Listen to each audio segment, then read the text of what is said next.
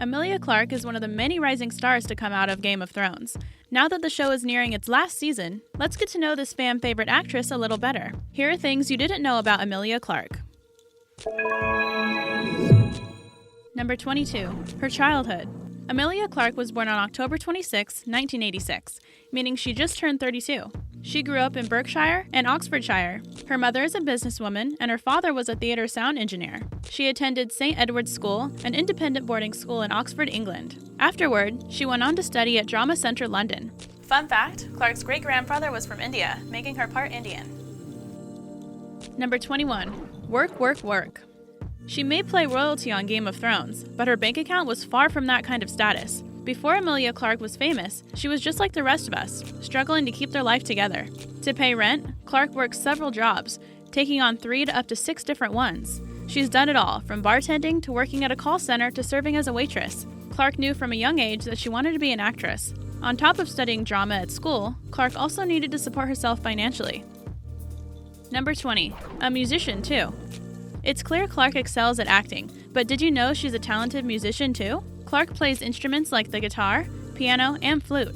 She also sings. Some of her favorite genres include blues and jazz and cabaret. In 2013, she starred on the debut Broadway show, Breakfast at Tiffany's. Too bad there probably isn't going to be a musical episode in the last season of Game of Thrones, because it seems like we're missing out on one of her exceptional talents. Maybe she'll release an album one day. Number 19. Interesting eyes. In the books, Daenerys Targaryen is supposed to have violet eyes. This color is not a common one, so the plan was to have whoever played Daenerys wear purple contacts. Emilia Clarke tried wearing the purple contact lenses, but they were so uncomfortable for her that it hindered her performance. Thus, the contact lenses were scrapped. On the show, you see Clarke's real eye color, which is bluish-green. If you look closely, you'll also notice that the inner rim of her eye is an amber color. Number 18. Nearly 50 Shades Darker. Imagine the 50 Shades of Grey movie but without Dakota Johnson and with Emilia Clarke instead. Clarke was nearly cast as Anastasia Steele, but she turned down the offer. Johnson was cast, and the rest is history. Why didn't Clarke accept the role? She stated that she knew the movie was going to feature explicit nudity. Her fans think that's strange to hear because she didn't mind having to appear naked in Game of Thrones. But Clarke explained that she didn't only want to be known for the actress that takes her clothes off. Number 17. Bullied for brows. The current eyebrow fad is all about bushy, bold brows. The thicker your eyebrows are, the more beautiful you are perceived. However, if you rewind to the 90s and early 2000s, it was all the rage to have pencil-thin brows. Thankfully, she doesn't wax or tweeze her eyebrows. She badly wanted to trim her eyebrows down, but her mother had a strict rule never to touch her eyebrows. Number 16. Blonde wannabe. The world was first introduced to Emilia Clarke with her sporting that silver blonde wig for Game of Thrones. In real life, Clarke is a natural brunette, though she has stated on multiple occasions she wishes she was blonde. She even tried to convince the costume department to let her wear it out for the night. They said no. Her wish for real blonde hair was granted, if only for a while. Here she is at the solo premiere sporting golden locks. Number 15. Somebody help. While appearing on Jimmy Kimmel's show, Clarke revealed that she was stuck in a toilet once. It happened while filming a scene from Game of Thrones, where she was covered in blood. She needed to use the restroom and ended up sticking to the toilet seat, thanks to all the red liquid that covered her from head to toe. Number 14. Girl with the dragon tattoo. If you worked on a highly influential show like Clarke, you would ink your skin to commemorate the experience too. Last year, Clarke posted a photo on Instagram showing off her new wrist tattoo. It shows the silhouettes of 3 dragons flying. She captioned the picture saying, "This mama ain't never forgetting her babies." She also added that she might have briefly passed out during the process. Number 13. Don't recognize me? If you saw Clarke out and about on the street fetching some groceries, do you think you'd recognize her? Clarke claims that barely anyone stops her on the street. Perhaps it's the lack of a naturally blonde wig people are so accustomed to her wearing. Perhaps it's the lack of dragons surrounding her. Once Clarke shared a story of one of the few times someone recognized her. She was standing in a department store elevator when a woman stopped her and yelled, "Khaleesi!" Then the doors of the elevator closed. Pro tip, probably don't do this if you ever catch her on the street. Number 12. A Gosling crush. Lots of people have a crush on Ryan Gosling. Do you think that Clarke would be any different? We all watched The Notebook after all.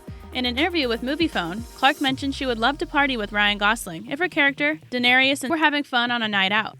That was just for fun. So who does Clarke actually have feelings for? You might remember she had a brief relationship with Seth MacFarlane in 2012. Recently, Clarke hinted on Instagram that she and film director Charlie McDowell, who's the son of Malcolm McDowell, were dating. Number 11. Baby names. The trend of baby names changes generation to generation. That's why there are so many older people named Phyllis and younger people named Kayla. Where's the direction heading now? It looks like names like Khaleesi are trendy. Daenerys is one of the main characters of Game of Thrones, so it's only natural that her name, Arya, Sansa, and Brienne, are on the rise in popularity.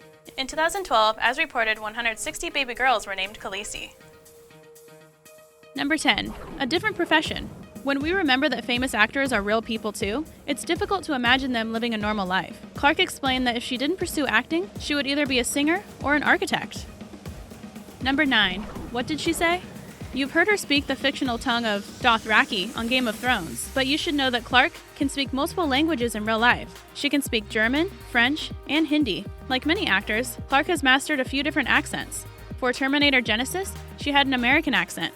Being British, she's had to learn a few local accents, such as Cockney, Scouse, Southern Irish, London, and more. It just goes to show that Clarke takes her career seriously. Number 8. The two Saras. Emilia Clarke has a few things in common with Lena Headey. For one, they're both on Game of Thrones. 2, they're both British. 3, they're both brunettes in real life and have to wear wigs for work. 4, they both portray different versions of Terminator character, mother of John Connor, Sarah Connor. Clarke played Sarah in the recent Terminator film. Headey played Sarah in the TV series Terminator: Sarah Connor's Chronicles.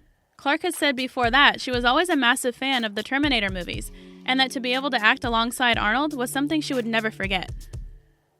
Number 7. She loves Daenerys. There's a lot of people that regret the roles they took on to launch their career. Robert Pattinson, we're looking at you.